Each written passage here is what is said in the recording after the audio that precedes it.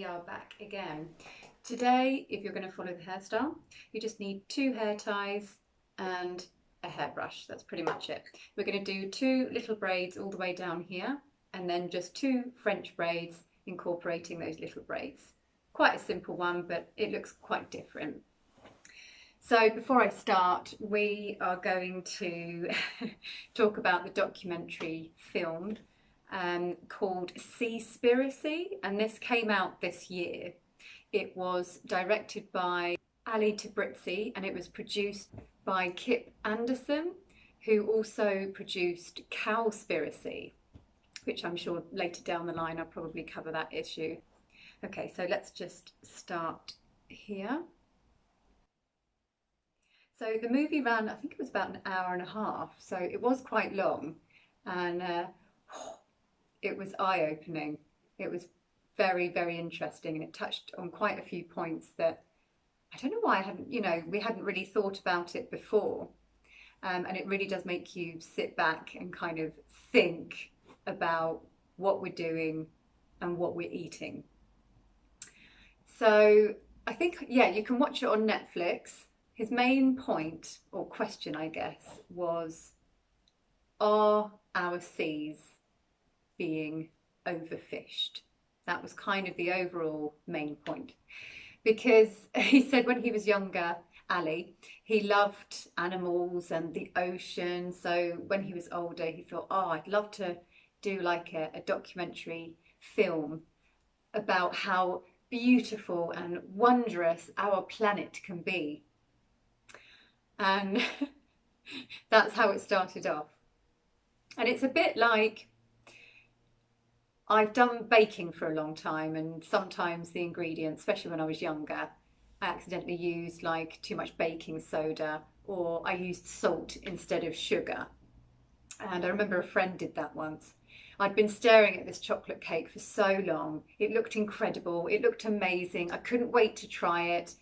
And obviously once I had, it was disgusting. And, it sort of made me feel a bit sick. And I'm pretty sure this is how Ali felt after doing all of his investigating. He probably sat back and went, right, that's not quite the direction I was originally going for. But the more that he obviously discovered, the further it sort of went. And he thought, well, I can't stop now. I'm just going to have to keep carrying on and unearthing all of these problems that, we didn't even really think about or knew existed. Okay, so let's start from the beginning. So the International Whaling Commission, that was basically when I was talking about in the last episode, the dolphin drive, when all of those people got together. It was that committee that was talking about the whaling. And I said about 3 or 4 people were asleep in that meeting. That is the International Whaling Commission. It was in 1986 that they stopped all commercial whaling. I think it was the decision to help repopulate the whales, just kind of leave them be for a little bit, just to make sure there's actually going to be more whales in the future. Although over these 30 years, whales were still being hunted, but that was for scientific reasons. So you can get away with it if you say scientific. And I think lots of people have speculated that they could just say that they were for science, but actually just selling them on the side. Because this is the other main thing. How can you actually know what they're doing out there? You're on a boat in the middle of the ocean. It's not like, oh, there's a police boat over there. Damn, probably shouldn't be doing this. That doesn't exist. And then the further and further you go out, well, you're going to be surrounded by nothing but water. So Japan basically recently decided we're going to start commercial whaling again. So they're not supposed to. And the whaling committee said no. And so Japan have pulled out.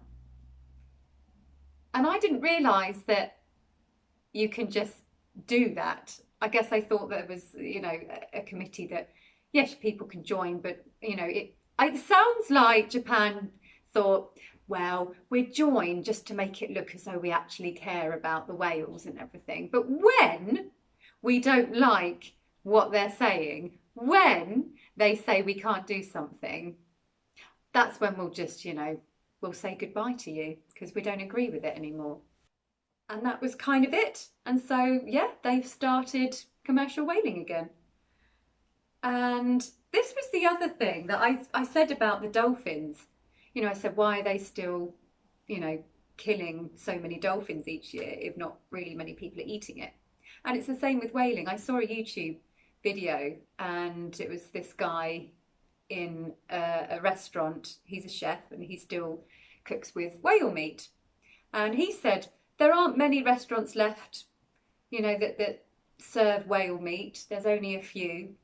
I'm happy to carry on as it's a, you know, a delicacy, but actually, yeah, not many people eat it. So again, you're thinking, so there's not even a high demand for it.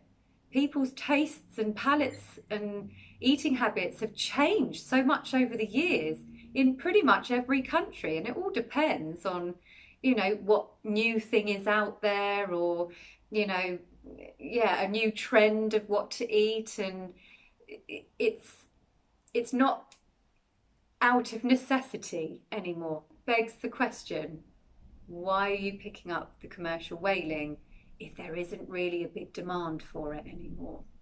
And I think that's what people are struggling with. It's not like, oh, but this is, you know, we're desperate, we're starving, we really need all of this whale meat.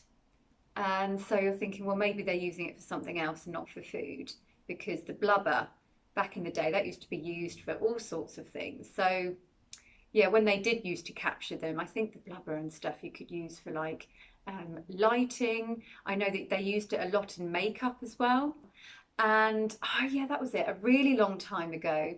Now let me try and remember what it's called. I think it's the baleen of the whale. You know, when the whale opens its mouth that just come down, that's called baleen. And actually it's quite hard. It's very thin, but it's quite hard. And they used to use that in corsets a long time ago, and the hoops for the skirts to make it go out. So that was, so yes, they did use a lot of the actual whale, which was, you know, at least they did actually use all of that. So I don't know if they're still selling off the blubber for something, who knows. And what it said in the documentary is, if Japan can just pull out and not be subject to their rules anymore, does that mean that other countries think that it's going to be okay? Because Japan catch a hell of a lot during the year. So if everyone else decides to pick up, I think that would cause quite a problem. And I wanted to find out, you know, why are animals so important? And it was interesting because Ali said whales are very important. In fact, I think it's whales and dolphins, he said. Basically, when they come to the surface to breathe and, you know, they go to the toilet, they're basically fertilizing tiny marine plants, something called phytoplankton. And it's interesting because that actually absorbs carbon dioxide and generates 85% of the oxygen on our planet, you know, the oxygen that we breathe. So it's very interesting to look back and go, oh my goodness, this is amazing. You know, things are here for an actual reason, not just for being eaten and killed. So we're going to go back onto the subject of what is regulated. So it's very interesting because, do you know what, I didn't even realise that on the side of some cans of tuna it says dolphin friendly, you know, and you're thinking, what does that mean? And basically what it means, fishing around the world, they have something that's called bycatch. So these horrid massive big nets, and it showed some of the nets that were so huge they were as tall as a cathedral, which is insane. So as you can imagine, everything is going to get caught into that net, including the fish that they don't need, the animals that they don't want. Seals and sharks and other little whales, all sorts of things.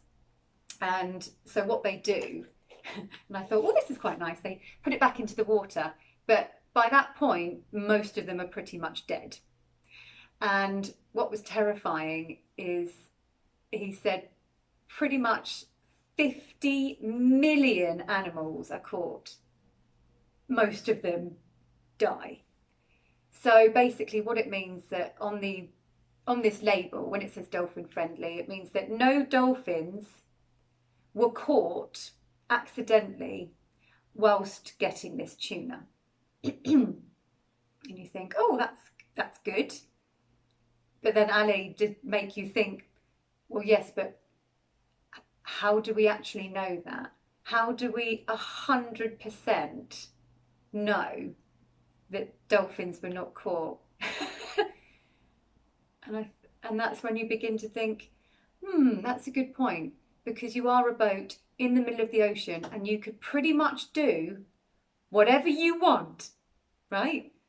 Let's say they caught, I don't know, 25 dolphins and they died, and they came back and the company said, oh, were any, dolphins caught in the bycatch? And, the sailor would be like, no.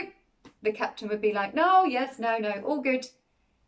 And then that's it. They take the word of the captain, and then they get to put this lovely label on the side of this tuna can. So actually, you cannot guarantee that nothing else has accidentally been caught in these fishing nets. And I mean, they are making a lot of money. They make a lot of money just from those labels to say that their dolphin's safe. So there's no way they're going to say, oh, actually, yeah, we did catch quite a few. They're not going to say that. Not if they think they're going to lose out on money. And, oh, that was the other thing. Yeah, so he was looking up on charities that he's followed in the past. And he's donated as well, all about sort of plastic and looking after our environment and all this sort of thing. And he actually went and interviewed a few of these companies. I won't say what their response was, but it's not quite what Ali expected. Yeah, they didn't actually have much to say. But anyway, yeah, so he decided to look at some of these charities, and he actually noticed right at the bottom, quite small writing, the company that it was attached to is exactly the same company that puts the labels on the tuna cans. So they're both linked to fishing. So this plastic company is saying, oh, yeah, we've got all this single-use plastic and straws in the ocean, really bad, and our bottles and all that sort of thing. It's killing all the wildlife. But actually, I think that, I can't remember where it was, there's this huge place that's just pretty much covered in all of our plastic. What did they say? I think they said over 50% of it was fishing gear. I began to think, oh my God, why did we not think of that before? Purely because you think, well, when the fishermen are out there and they put the nets down, they bring the nets back up. Why would they leave it in the ocean? But of course, there must be all sorts of things that can happen. What if they've got a net down and it's too heavy and it breaks? Well, they're not going to go down and get it, are they? That's just going to have to be left there. Or perhaps they've got fishing gear that's rotting, don't know what to do with it. Ah, well, we'll just chuck it overboard. And there must be loads of other reasons as to why there is a ridiculous amount of all of these fishing bits and pieces that are in the sea. And the terrifying thing is, what are these fishing lines and fishing nets for? They're for catching animals. So can you imagine when they're actually left in the ocean, the amount of animals that are accidentally being killed? They are being drowned because they've gotten caught up in these nets. They're not even a bycatch for eating other fish. They are just dying. And so there's actually no reason for that at all. It's not like, oh, we're accidentally capturing these, but actually it's because we want food, you know, to feed people. You're actually now just, you know, leaving all your gear in the water. And so if this is the same company that's linked with the charities, the same fishing company, well, obviously they don't want people to know that all of their fishing gear is just being left in the oceans. And that's actually is what is making up most of the plastic in the ocean. So yes, I think there was another episode I did talk a little bit about fishing and some of the nets, and I know there's one that's illegal now, but what they have, they're called trawl nets, and these are the ones that are massive. And when he just showed a picture of a cathedral and this net going over the cathedral, I still can't quite imagine in the ocean what that would be like and how many animals can get caught in that. But then I didn't think that also it gets trawled or dragged on the seabed. So not only is it picking up all kinds of animals and fish and whatnot, it's dragging up the seabed. It's dragging up plants that are on the seabed, plants that fish eat. And they showed the equivalent, I don't know if it was 4 or 5 countries worth of nothing on the seabed now. That is the area, like 4 or 5 countries worth of nothing because of these trawl nets. So it's insanely damaging to our environment. And it's interesting because obviously they interview quite a few people as well. And they say, yeah, it's funny, but people don't realise that's actually one thing that we could change now. That is one thing for the environment that we can actually get on board with and stop and help towards a sustainable future. And they did actually touch on the subject of sustainable fishing. And quite a few of them were like, well, I don't think it really exists. I don't think it's doable. And then they started talking about farmed fish. And Ali got a bit excited because he thought, well, maybe that's sustainable fishing, you know, being able to farm the animals. And then when he looked into that, he went to Scotland, and because they're in such small round places and they're teeming with salmon. I mean, they're just sort of jumping over each other. And what I hadn't thought about is, well, hang on, when they go to the toilet, it's in the ocean. And I was thinking, yeah, but it just floats away, right? But if you've got like thousands and thousands of fish that are needing the toilet every single day, that means that they're basically just swimming around in their own feces, which is nice, isn't it? And then they showed a video that it can get, you know, they can get disease and they can get ill, and something that only happens with farmed salmon. Some of the skin was peeling away and it didn't look very healthy. And then, oh, that was really interesting. They said, well, you know, he wanted to find out, well, what are these fish fed? And actually part of their diet, they give them fish oil. They give them fish oil. How do they get fish oil? By killing a load of other fish. So you think, right, how does that make any sense then? So poor Ali, by the end of that, was like, oh, okay, that's not even sustainable and that doesn't sound particularly great. So they have noticed that whale numbers, they are dwindling. They are going down. Of course they are.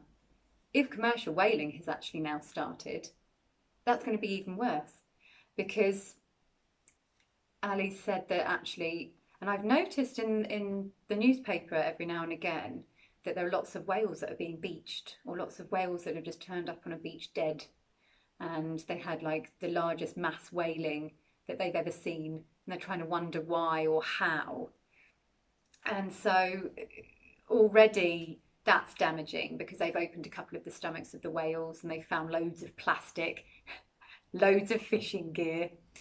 So if that's already damaging, the fact that they've now decided to start this commercial whaling again, that's even worse. And it's so interesting, isn't it? Because people are thinking, oh, we need to take action now, or there's nothing we can do, we're not really sure where to start or how to begin. You're like, well, stop commercial fishing. Stop all of that fishing gear that is going into the ocean. And I mean, I didn't necessarily eat loads of fish to begin with. I would probably have, I'd probably eat salmon every now and again. I'm not saying to stop, but it's made me consume less and really decided to think about it. And when I don't eat fish, at the moment I've been taking omega-3 tablets. And this one was a real eye-opener when basically they said that the omega-3 isn't even from the fish itself. No, it's actually from the food, the plants that the fish eats, digests, and then it's kind of in their skin. So they're killing the fish in order to get the omega-3. Why don't you get it from the actual source? Doesn't that make a bit more sense? You just leave the fish alone, perhaps? So I did a bit of investigating. I looked online and I found these, which I've actually just ordered. So this is from the source. They are available, which is great. So I think I'm just, perhaps just changing my eating habits. And I've definitely decided to eat less meat as well. They've got some great meat alternatives out there. I mean, I love vegetarian dishes anyway, but sometimes when I feel like I'm missing a bit of a meat dish, they've got some great things out there now that, you know, I actually think sometimes they taste better than meat. Not always. There are some substitutes which are god awful, but I think they're trying their best, and you know, I think they're forever improving, which is quite good. So yeah, you watch it and see what you think. So I hope we're all enjoying the sunshine at the moment. We're just about coming out of lockdown, which is great, and I hope everyone's doing all right. I know it's been difficult. It's taken me a year and 2 months to get stressed about the situation. I'd like to pride myself on being quite positive, but there was one evening where I was sat on the floor of my bedroom and I had no idea what to do next. I had a list. I've had a list for ages, you know, how to make yourself happy, like have a bath, exercise, hug, pets, children, read a book, the whole thing. But I've kind of exhausted that list because I've been using it for an entire year. So it had gotten to the point where I thought, I don't know what to do next. I know in the future it's going to be fine. A couple of months from now it's going to be fine. Everything's going to be positive, great. But in that moment, I didn't know what step to take next. I didn't know what to do.